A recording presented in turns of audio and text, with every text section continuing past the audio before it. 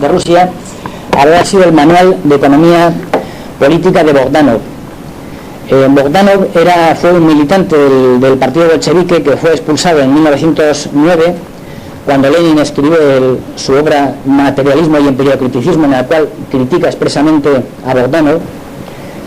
Es decir, Bogdanov es un militante bolchevique que es depurado, que es, digamos, desenmascarado en el terreno filosófico y en el terreno político, pero que no es desenmascarado en el terreno económico. De manera que, como digo, su manual de economía política sigue siendo el manual de formación de los militantes bolcheviques aproximadamente hasta los años 50. Como consecuencia de esta situación, Bogdanov, que muere aproximadamente en aquella época, es decir, en torno al año 28 o 29, el Comité Central del Partido Bolchevique ordena la redacción de un nuevo manual de economía política y se crea una comisión de economistas bolcheviques para redactarlo. Y esta comisión no llega a redactar un manual de economía política satisfactorio que el partido sea capaz de aprobar. De manera que se inician una serie de discusiones porque se demuestra a través de estas discusiones que el partido bolchevique no tenía una noción clara de qué había supuesto el comunismo de guerra, de qué había supuesto la nueva política económica y de qué iba a suponer en el futuro la colectivización y la elaboración de los planes quinquenales.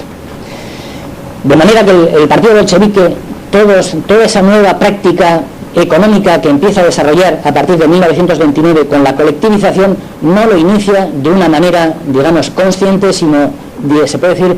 que lo inicia a tientas o de una manera esporádica o, por decirlo más claramente, a salto de mata.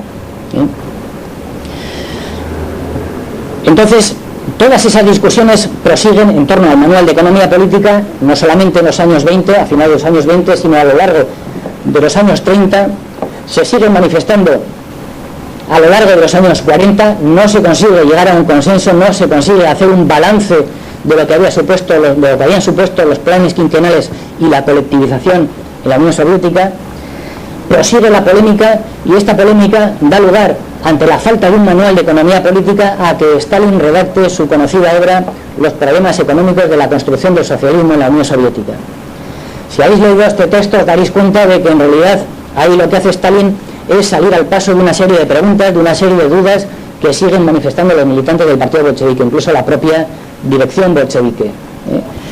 Y Stalin establece ahí claramente cuáles son los problemas que se han manifestado y cuál es la experiencia histórica que se deriva de la construcción del socialismo.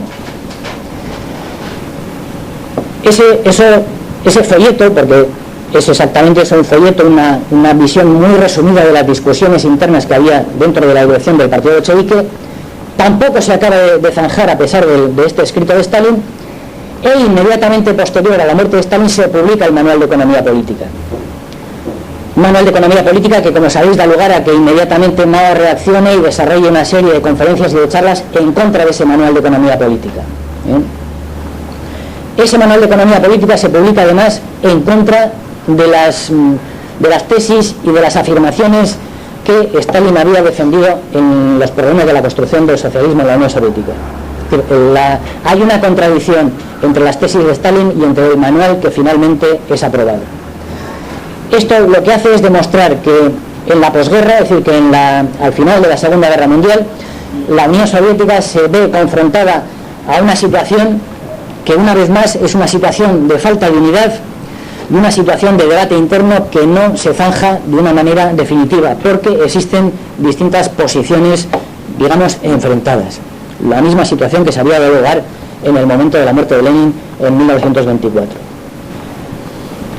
Todas estas contradicciones internas revientan, por un lado, con la muerte de Beria en 1953.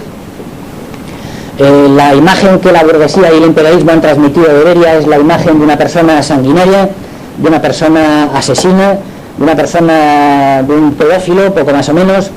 y de una persona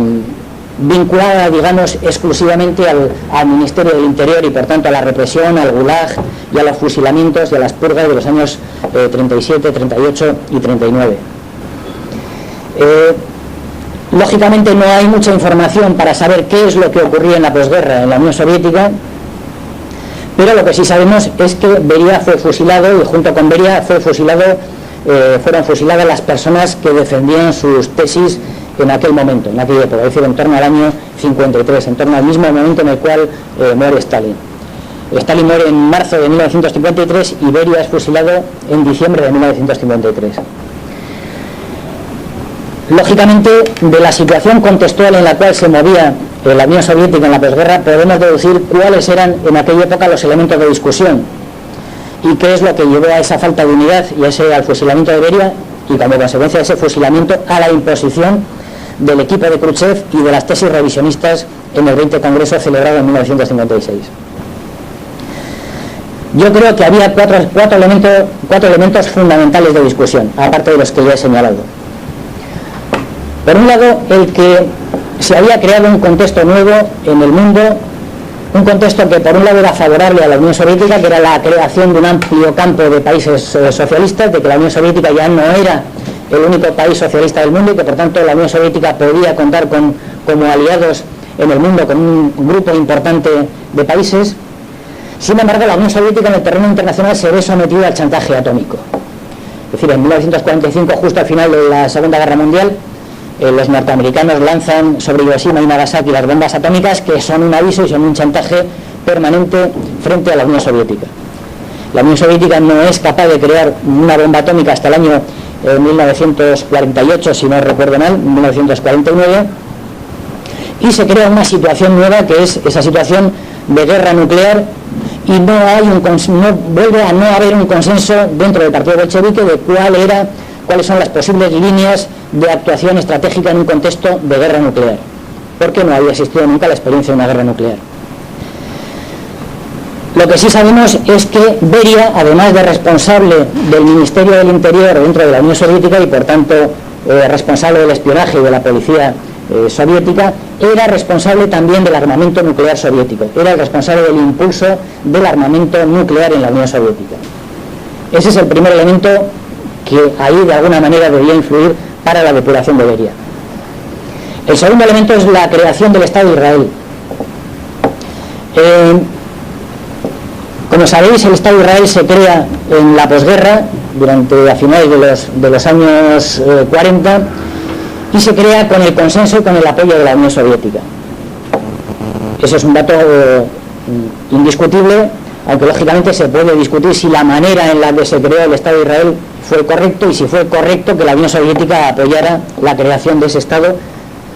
no solamente a la vista de lo que hoy sabemos, sino a la vista de lo que se podía intuir en aquella época, es decir, aproximadamente en torno a los años 1948 y 1949. Y lo que sí sabemos también es que Beria era una persona con unas relaciones muy estrechas con todos los grupos judíos soviéticos. Beria, por su origen nacional, como sabéis, Beria era de origen abjaso. Abjasia es una nación que formaba parte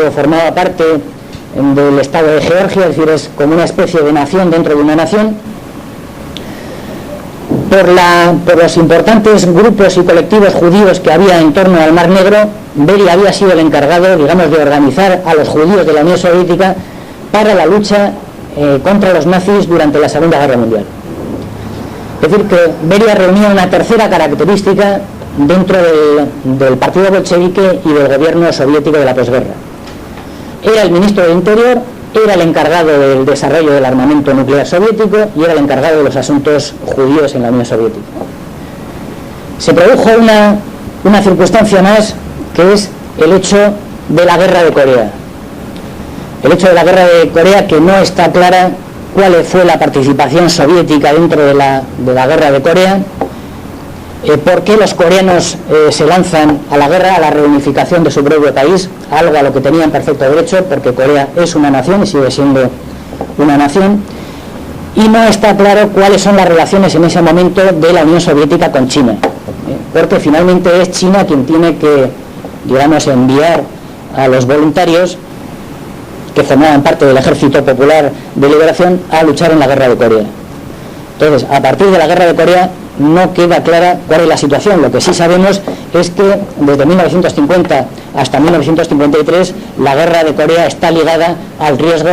de que, como decía MacArthur, se podría imponer o se podría lanzar una bomba atómica no solamente ya contra la Unión Soviética, sino también contra la propia China. Esto forma parte también, por lo tanto, del problema nuclear que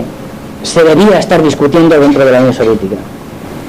Y el cuarto elemento fundamental dentro de estas discusiones era la situación en la República, en lo que luego sería la República Democrática Alemana. Es decir, el problema de Berlín, el problema del puente aéreo y el problema de la formación de la República, de la propia formación de la República Democrática Alemana. Parece ser, porque dentro de todo lo que es la historiografía moderna, el 99,99% es todo mentira y el resto pues hay que tratar de intuir en base a los hechos y en base a las situaciones contextuales qué es lo que pudo ocurrir en aquel momento.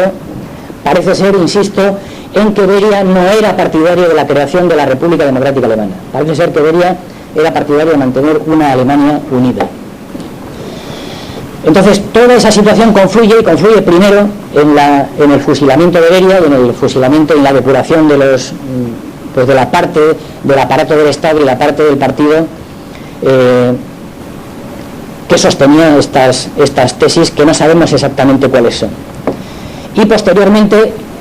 esa depuración es lo que permite que una corriente distinta se imponga en el 20 Congreso del partido bolchevique, que es la corriente de Khrushchev. Como sabéis, Khrushchev, una vez muerto Stalin, hace una cosa que es, como uno de los máximos responsables del partido bolchevique, hace una cosa que es justa, a mi modo de ver, que es el tratar de hacer un balance de la época que se había vivido hasta ese momento. Es decir, en la Unión Soviética habían ocurrido muchas cosas, en el partido bolchevique habían ocurrido muchas cosas, y era el momento de hacer balance, y era el momento incluso de cambiar de política. ¿Por qué no decirlo? Es decir, la situación de la Unión Soviética en la posguerra no era la situación de la Unión Soviética en la preguerra. La Unión Soviética había ganado la guerra. Era una situación de mayor fortaleza.